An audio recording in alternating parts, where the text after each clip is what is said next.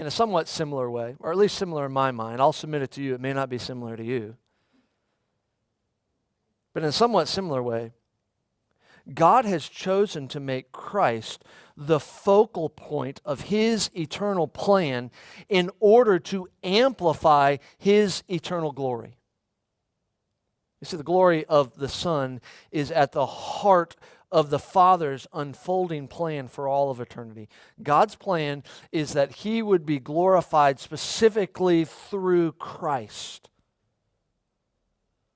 In both the work of creation and in the work of salvation, two of God's more widely known works, Christ is at the center of both. Specifically, in the plan of redemption, God designed to save sinners and to do so in such a way that Christ would be most glorified. Christ is at the center of it all. Listen to a couple of passages. Colossians 1. He, that is Christ, is the image of the invisible God, the firstborn of all creation, for by Him all things were created in heaven and on earth, visible and invisible, whether thrones or dominions or rulers or authorities. All things were created through Him and for Him.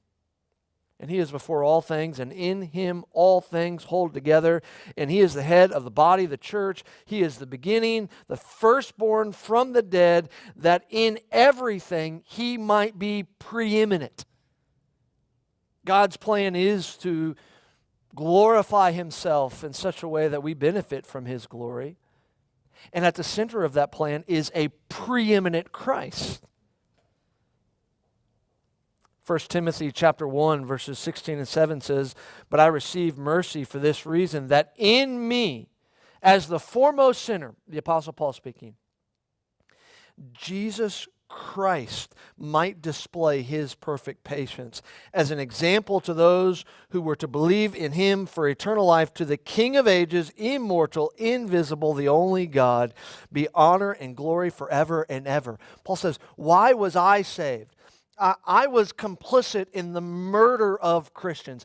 I, in my own mind, would be the foremost of sinner, which means I can see my sin more clearly than I can see anyone else's sin. Why would God save me? It's not because I deserve this salvation. It's so that Christ would be glorified for saving a sinner like me.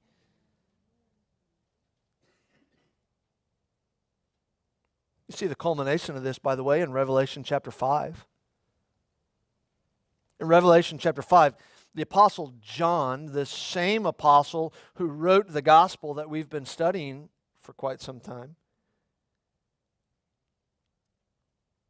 he receives a clear vision of what heaven is like. And it says, "Then I looked, and I heard around the throne and the living creatures and the elders the voice of many angels, numbering myriads of myriads and thousands of thousands, saying with a loud voice," what is the focal point of heaven's praise?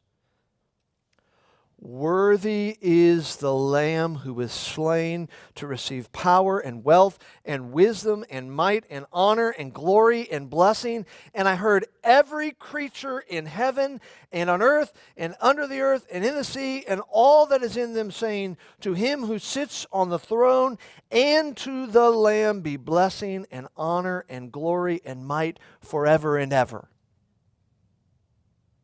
God's plan for all of history is to make His immaculate glory known to all. And at the heart of that plan is Christ.